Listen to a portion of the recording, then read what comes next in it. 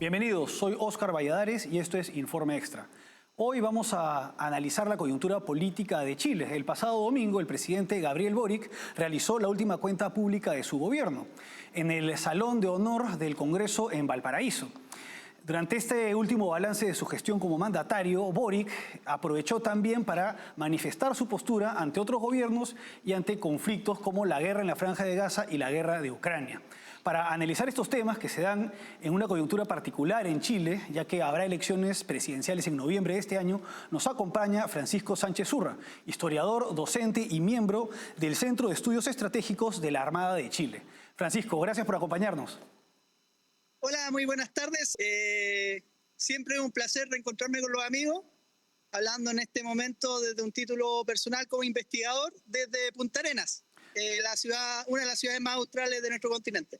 Perfecto, genial. Bueno, empecemos con el gobierno de Gabriel Boric, ¿no? Su última rendición de cuentas como mandatario.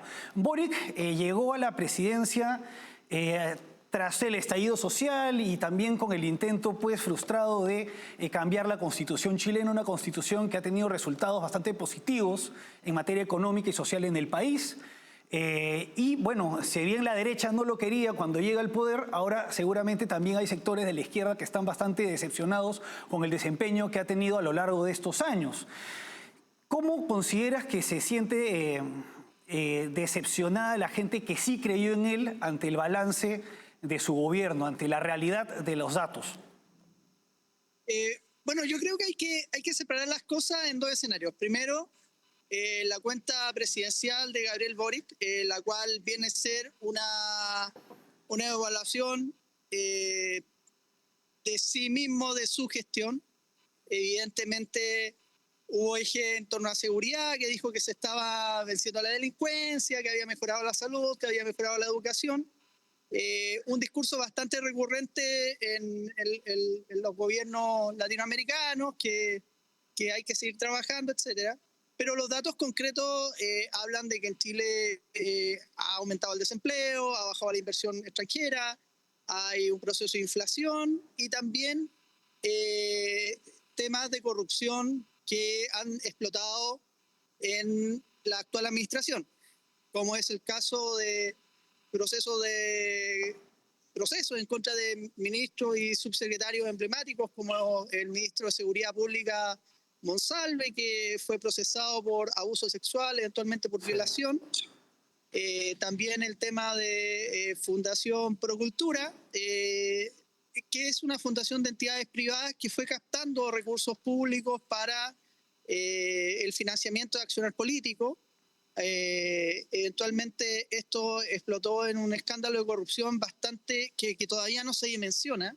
Todavía no se sabe exactamente cuántos son los montos que están involucrados y cuáles son las redes que se generaron bajo esta dinámica. Incluso en algún momento se mencionó que la misma campaña presidencial de Gabriel Boric había contado con fondos de esta entidad bastante cercana a la centroizquierda chilena, parte del engramaje que se había generado tras el 2019, para algunos estallido social, para otros revuelta, para la gran mayoría de los chilenos un momento delictivo tremendo, desencadenado, en donde la violencia callejera y política básicamente destruyó y paralizó el país en diversas zonas. Fue bastante fuerte. Yo creo que ahí hay un antes y un después en la política chilena, tema de análisis para, un punto de quiebre. Para otro. Sí. Hay un quiebre precisamente. Sí.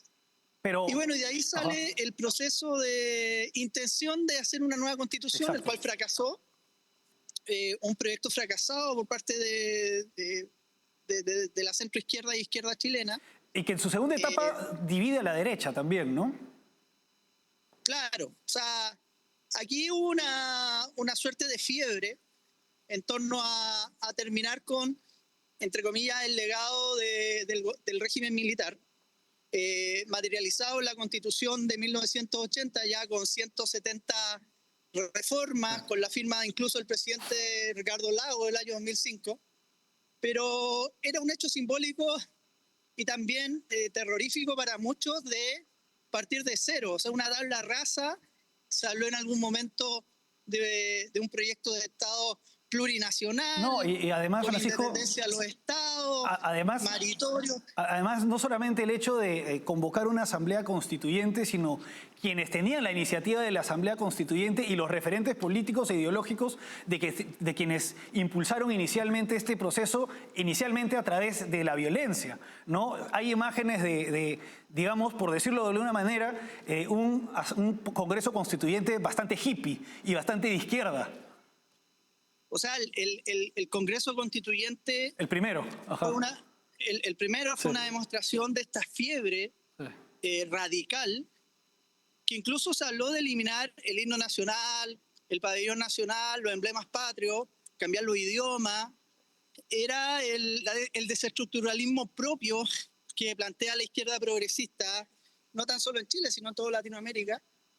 Y finalmente creo que hubo dos factores que impidieron que este proyecto tuviese éxito. El primero de ellos fue eliminar el voto voluntario y establecer un voto obligatorio, lo cual llevó a muchas personas a la gran mayoría de los chilenos que se habían mantenido fuera de esta discusión pública, a manifestarse en contra en la urna.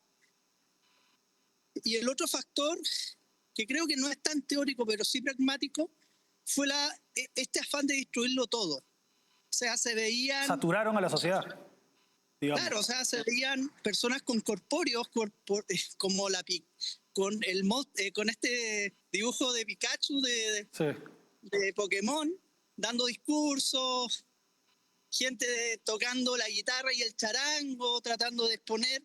Entonces yo creo que esa desestructuralización, este intento de destruirlo todo, en una forma bastante arrogante, terminó llamando a la sensatez del electorado. Generando una reacción también.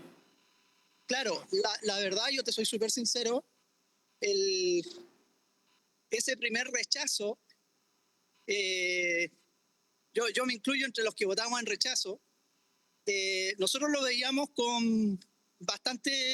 éramos bastante pesimistas.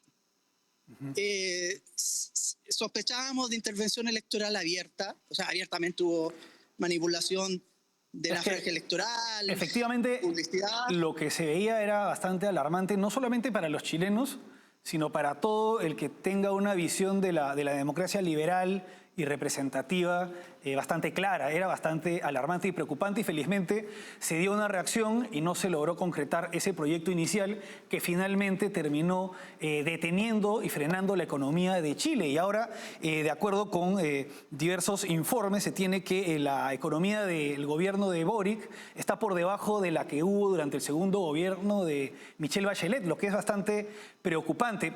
Francisco, vamos ahora a una pausa y regresamos con el segundo bloque para continuar con este tema.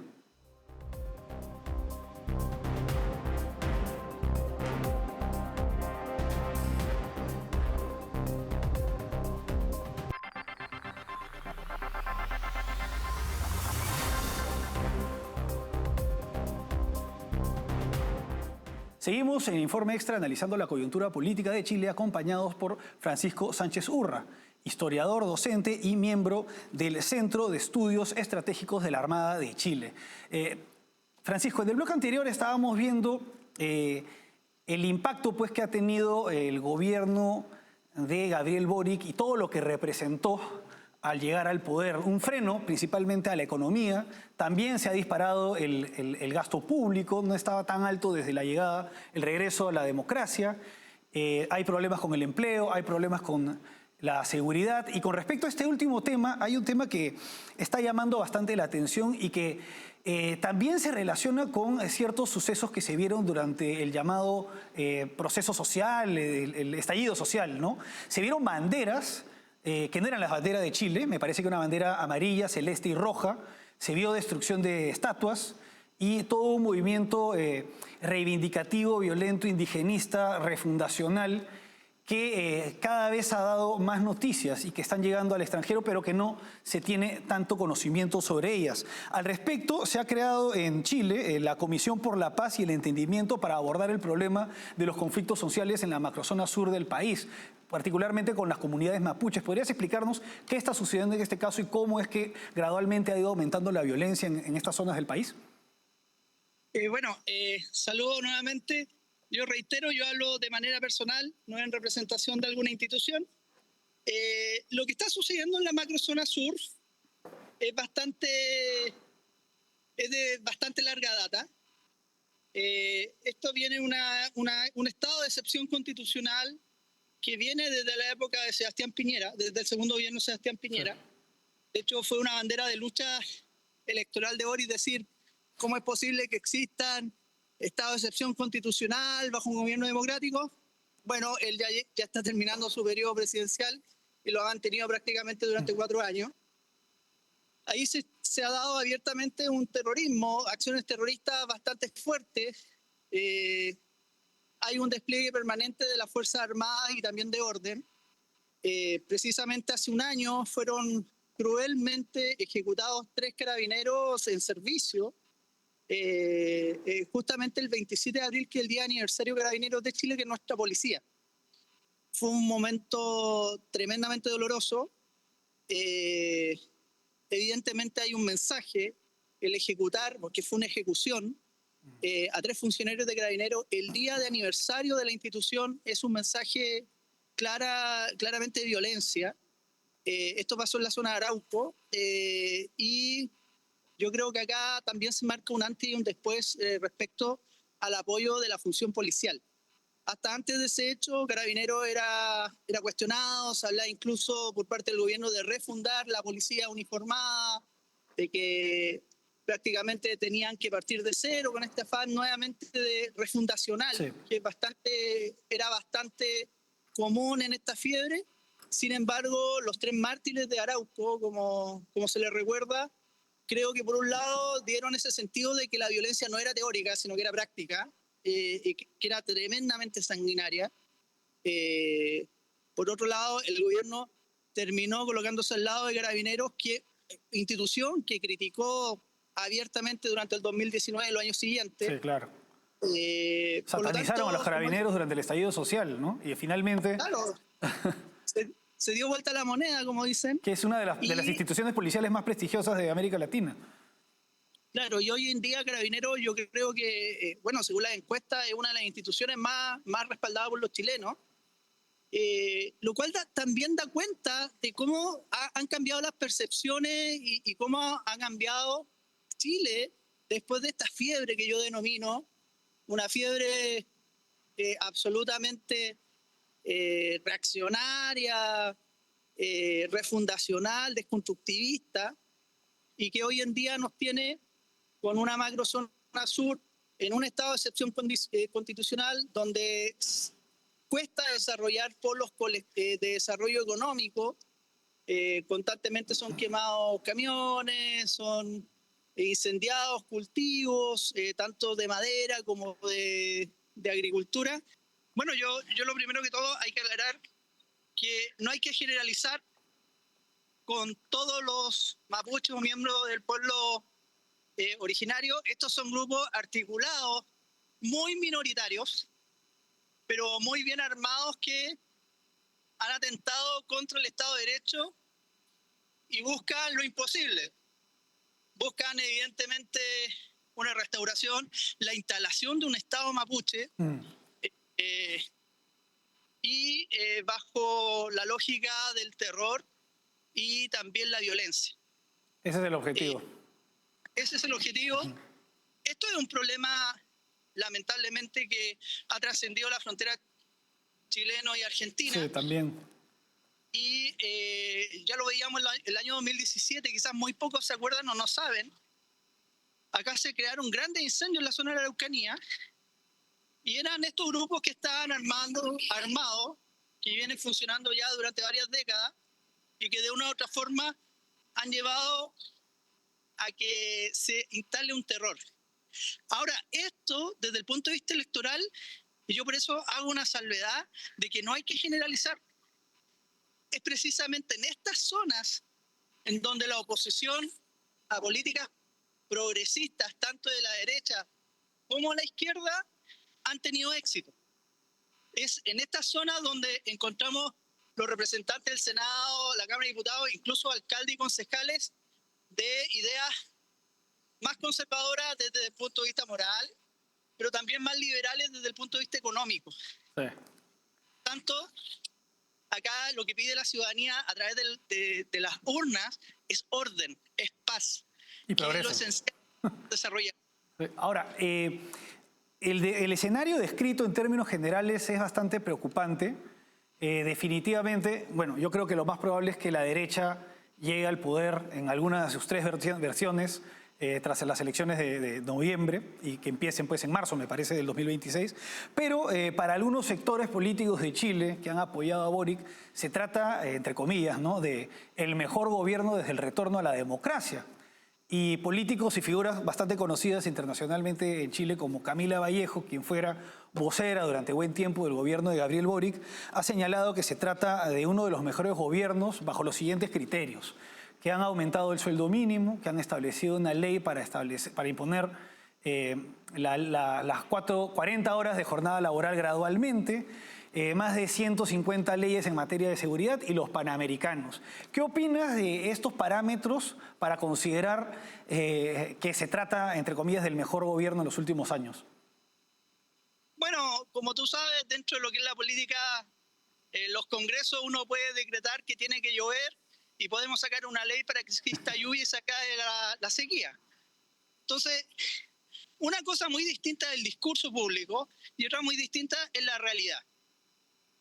Estas medidas de aumento de sueldo mínimo, que son bastante artificiales, han afectado evidentemente la generación de empleo, han aportado en forma exponencial a la inflación, que es algo que generalmente no se habla.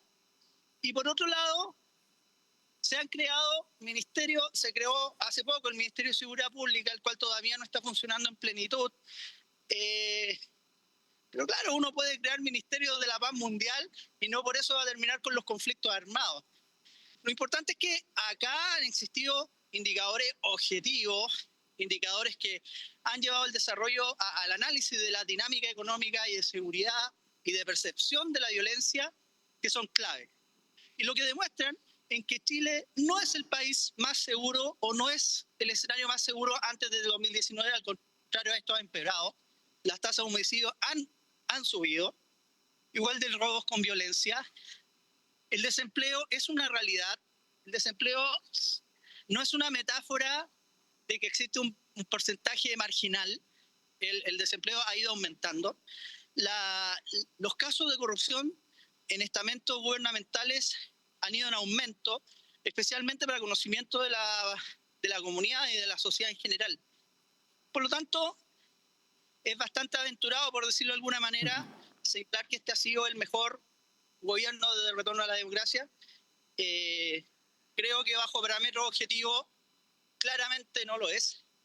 Las tasas de crecimiento nacional han sido bastante lamentables y Chile dejó de ser este caballo, entre comillas, que iba punteando el desarrollo económico, sí, que generación de empleo, desarrollo, inversiones extranjeras. Como referente. Para estancarse en cifras, como dicen algunos, marcando el paso, sin crecimiento y sin desarrollo real. Bueno, si nos ponemos a...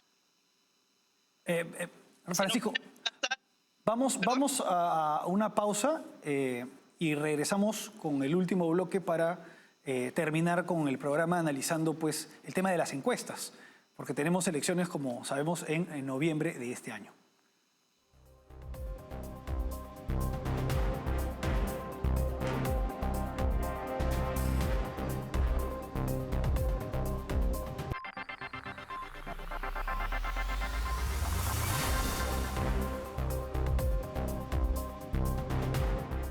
Seguimos en el Informe Extra analizando la coyuntura política de Chile, acompañados por Francisco Sánchez Urra, historiador y analista político. Francisco, en el bloque anterior estábamos analizando pues, los resultados que ha tenido en estos años el gobierno de Gabriel Boric no son resultados positivos, más allá de la retórica del oficialismo y de sus aliados. Ahora, en noviembre habrá elecciones. Inicialmente los tres candidatos que estaban a la delantera eran tres de derecha, ¿no? Evelyn Matei, José Antonio Kast y Johannes Kaiser. Sin embargo, esto ha cambiado. Johannes Kaiser terminó superando Johannes Kaiser terminó siendo superado por José Antonio Kast y ahora ha sido alcanzado por Gonzalo Winter, y también Carolina Toá ha llegado al tercer lugar, que es también candidata de izquierdas. Con respecto a los dos principales candidatos de derecha, José Antonio Kast y Evelyn Matei, ¿consideras que existen posibilidades de que Kast pueda superar a Matei y eventualmente convertirse en presidente de Chile?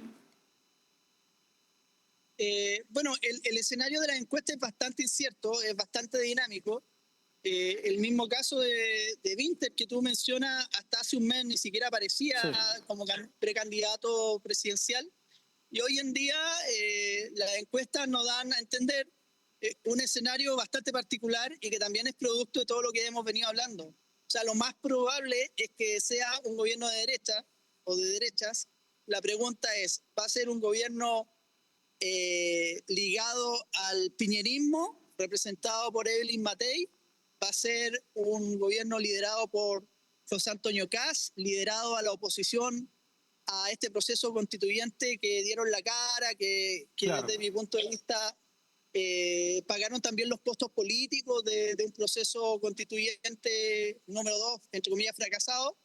¿O va a ser este personaje emergente, rupturista, atractivo para muchos, que es Johannes Kaiser?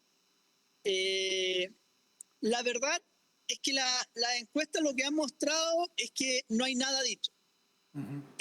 Muestran a un José Antonio Kast que de repente se dispara, después una Evelyn Matei que lo alcanza. Paralelamente, por parte del oficialismo también se ve una Carolina Toá estancada, pero que este mes ingresa a primarias de la izquierda. Esto quiere decir de que bajo una votación voluntaria por los militantes de la centroizquierda chilena o el oficialismo, se va a definir cuál va a ser el candidato. Lo más probable es que sea Carolina Toá, ex ministra del Interior de Gabriel Boric, ligada a la antigua Concertación, una política, como dirían algunos, de la antigua escuela, una mujer con un liderazgo bastante particular, pero también ligado a la situación de este gobierno. Claro. Por lo tanto, ella habla de una continuidad con bemoles. Esto quiere decir de que tampoco se siente representada con el proyecto que se desarrolló bajo el gobierno de Gabriel Boric.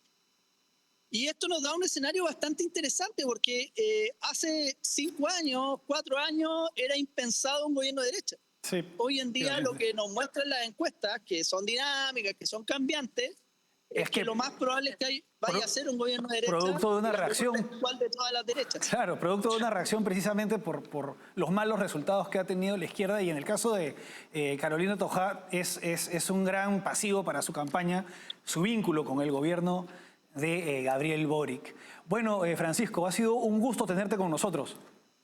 Bueno, eso fue todo por hoy. Hasta aquí Informe Extra. Gracias por acompañarnos.